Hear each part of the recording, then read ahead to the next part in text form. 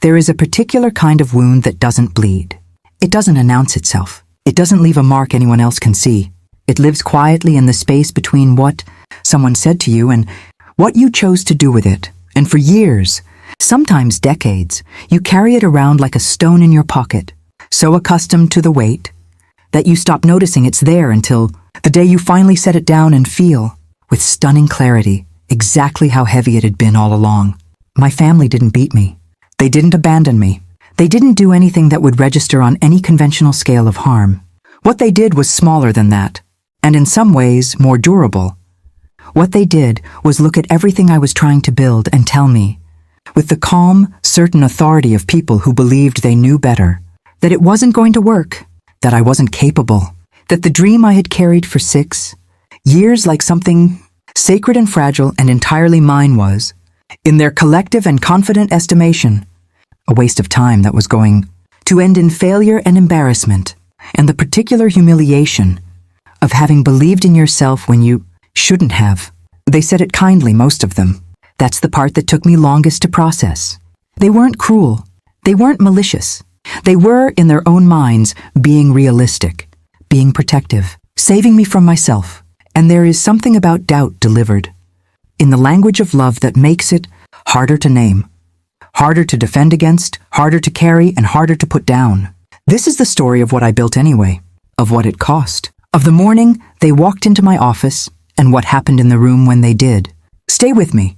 I need to take you back to the beginning, because the beginning is where the wound was made, and you need to feel the shape of it before you can understand what the ending meant.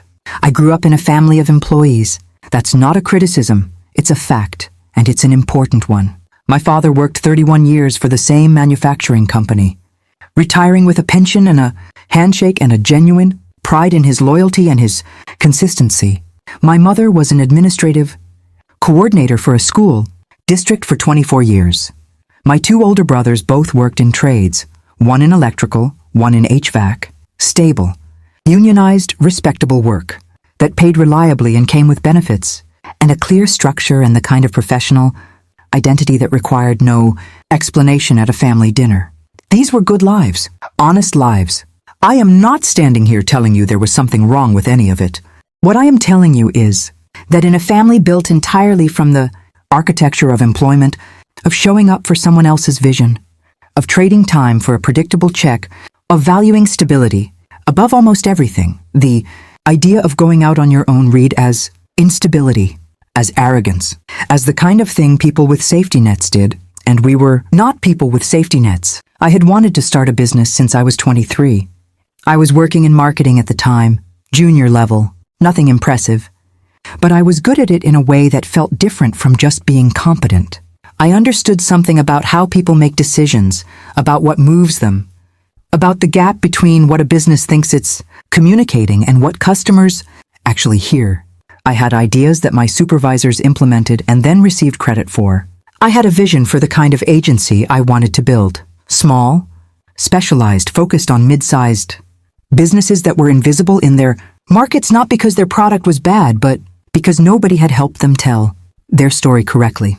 At 26, I started putting together a real plan, not a daydream. A plan, financial projections, market research, a client acquisition strategy, a 12-month runway model built on savings. I had been accumulating with specific intention. I spent 8 months on it before I showed it to anyone. And then, because I still believed at 26 that the people who loved you were the people best positioned to help you, I brought it to my family. Thanksgiving, my parents' house. My brothers were there, their wives, my aunt and uncle who lived nearby and were close enough to the family to be present at most things. I waited until after dinner when everyone was settled and comfortable and the mood was warm, and I laid it out.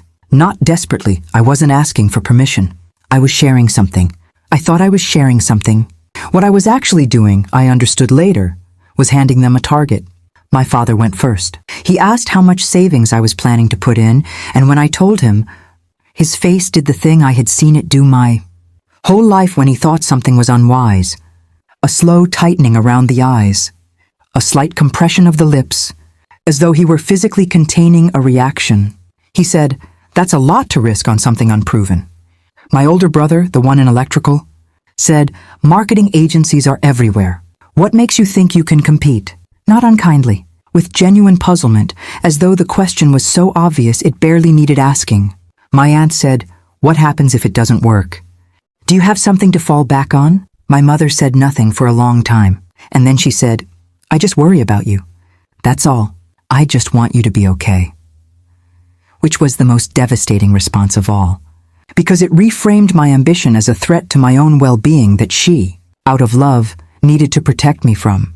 My uncle, bless him, said he thought it sounded interesting, and asked me a genuine question about the business model, and I have never forgotten that, the simple, open, non-defensive act of a man asking a real question, because it was the only one that evening.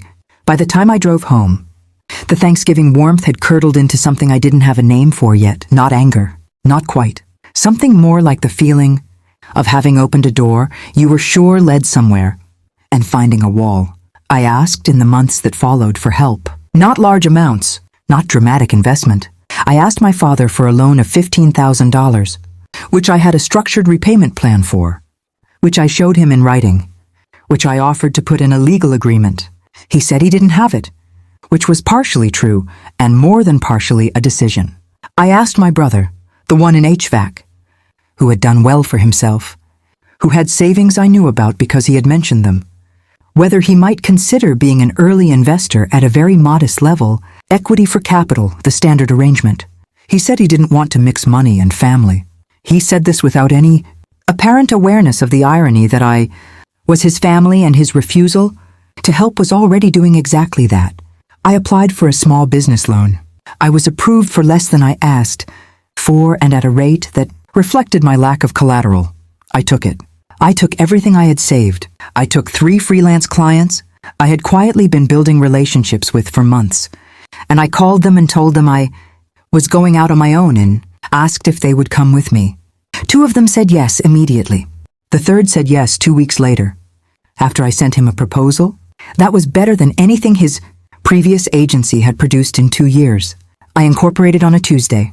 Morning in March, I signed the lease on a small office space, 2 rooms on the 2nd floor of a building downtown, nothing impressive but mine, on a Thursday. I hired my first employee, a designer named Kezia, who was 24 and sharp and hungry in exactly the way I needed. On the following Monday, I was 27 years old. I had a negative net worth if you counted the loan, and I had never in my life felt more like myself. I did not tell my family any of this as it was happening. I had made a decision, in the car driving home from Thanksgiving 8 months earlier, that I was going to use their doubt, not respond to it, not argue with it, not spend any of my energy trying to convert them. I was going to let it live, exactly where it was, and build something in the opposite direction. And when the thing was built, the thing itself would do the talking. The first year was the hardest thing I have ever done. I will not tell you otherwise. There were months where payroll came down to a conversation I had with myself at 2 a.m. about whether I was being irresponsible or just going through the necessary pain of building something real. There were clients who didn't pay on time and one who didn't pay at all. And I had to pursue that debt with an attorney, and the process was expensive and slow and ate into reserves I couldn't afford to eat into. Kezia left after 7 months for a larger agency that offered health insurance. I couldn't match yet, and I understood, but it hurt in the specific way it hurts when someone leaves something you're trying to build because the building isn't far enough along yet.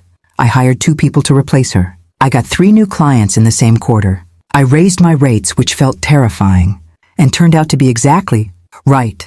The clients who stayed when rates went up were better clients, more committed, more willing to do the actual work of transformation that good marketing requires.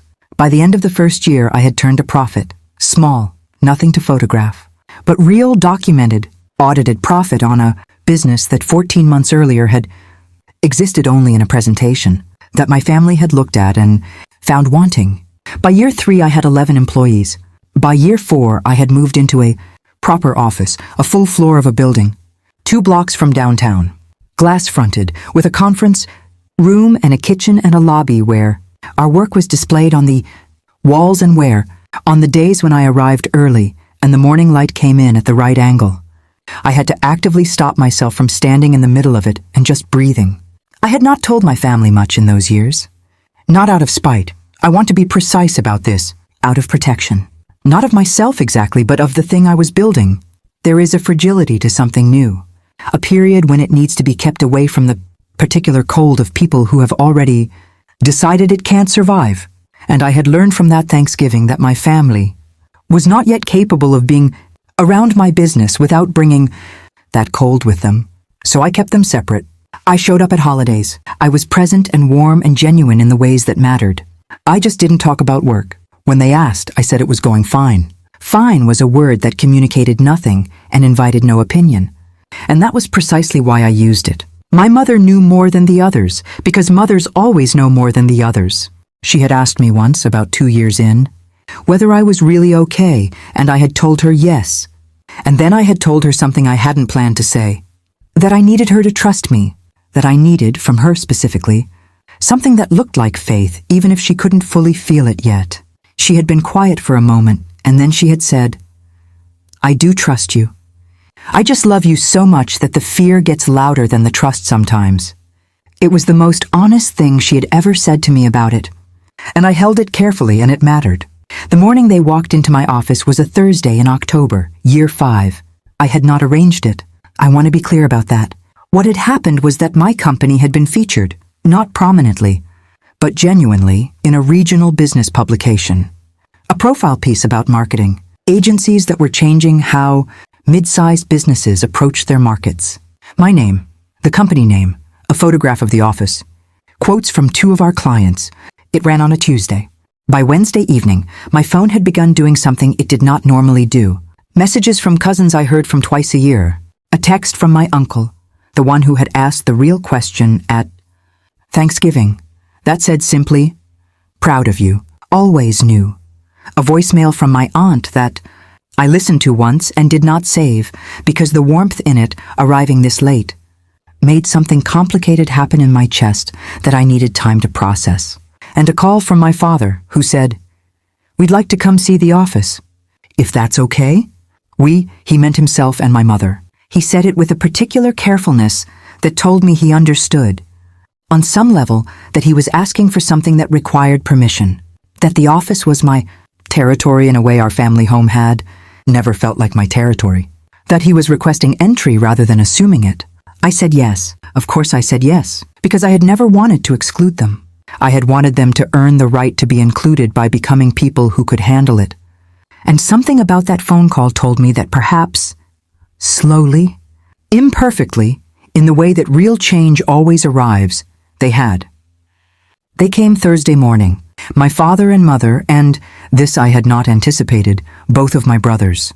All 4 of them, in the lobby of my office at 9 in the morning, looking at the walls where our work was displayed, at the team moving through, the space with the particular, purposeful energy of people who believe in what they're doing, at the glass conference room where a client meeting was already underway, at the whole living, breathing, profitable reality of the thing I had been told wasn't going to work. I watched my father's face from across the room for a moment before he saw me. He was looking at a campaign we had run for a regional hospital system, before and after, the old invisible brand and the new recognizable one, and he was reading the results panel beside it. The numbers, the market share movement, the patient inquiry increase. He was reading it the way he read things when he was genuinely absorbing them. Slowly, with his lips pressed together and his chin slightly forward, when he turned and saw me, something happened in his face that I was not prepared for. Not pride exactly, though that was in it. Something more like recognition. Like he was seeing me, possibly for the first time, not as his youngest child who needed protection from his own ambition, but as a person who had known something he hadn't. He crossed the room and he hugged me. My father was not a hugger. He was a handshake man, a shoulder pat man, a love expressed through action man. He hugged me that morning in the lobby of my office and held on for longer than he ever had. And I felt the weight of 5 years in it. 5 years of doubt and distance and the particular loneliness of building something without the people you love believing it will stand. My brother, the one in electrical, the one who had asked what made me think I could compete, walked the whole floor quietly, looking at everything. When he came back to where I was standing, he said, "You really did it." 3 words. Not an apology, not a full accounting, but something true, delivered without qualification, from a man who didn't say things he didn't mean. I took it for what it was. My mother held my hand for most of the visit.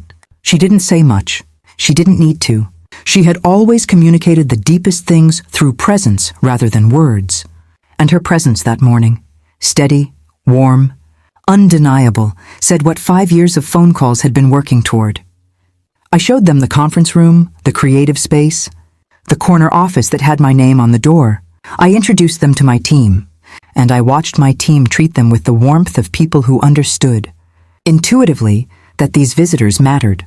I sat them down in the conference room afterward, and I talked to them about the business honestly, not to impress, not to vindicate, but because they were my family and this was my life, and I was finally, genuinely ready to let those 2 things occupy the same room. My father asked good questions. That surprised me most. He had spent 5 years not asking questions about this. And now he was asking them, real ones, curious ones, questions that suggested he was trying to understand, something he had previously refused to look at directly. I answered everyone. At the end, when they were leaving, my father stopped in the lobby and turned back to look at the space one more time. He stood there for a moment, and then he said, quietly, more to himself than to anyone, but loud enough that I heard it, "I should have believed you." 5 words, not a speech, not an elaborate reconciliation. 5 words from a man who didn't use words extravagantly, which meant that every one of them was full. I didn't respond immediately. I let them land. I let them mean what they meant. And then I said, "You're here now." That's something. Because it was. Because showing up late is not the same as not showing up. Because the people we love are allowed to be wrong and allowed to change. And our job, the hard, necessary, quietly heroic job, is to build the thing anyway and then leave the door open when it's built. Here is what I need you to carry out of this story. Doubt delivered by the people closest to you is the most expensive doubt there is. Not because it's true, but because it lives in the same room as love, and distinguishing between them takes a kind of courage that nobody teaches you in school. The people who said you couldn't were not always enemies. Sometimes they were just afraid, and fear is not a credential. Build the thing, document the journey. Keep the people who can't believe in you yet at a distance from the thing itself. Not from your heart, but from the work, until the work is strong enough to speak for itself. And when they finally walk into the room and see what you made, let them see it fully. Let them reckon with it. Not as punishment, as truth. If someone told you that you couldn't, if you are in the middle of building something that the people around you have already quietly written off, I want you to put 1 word in the comments right now. Groundwork. Just that. Because that's what this is. That's what you're doing. And you need to know that someone sees it. Subscribe if you believe that the best response to doubt is construction. Turn on notifications, because the next story is already written and it will find the exact part of you that needed to hear it most. I'll see you there.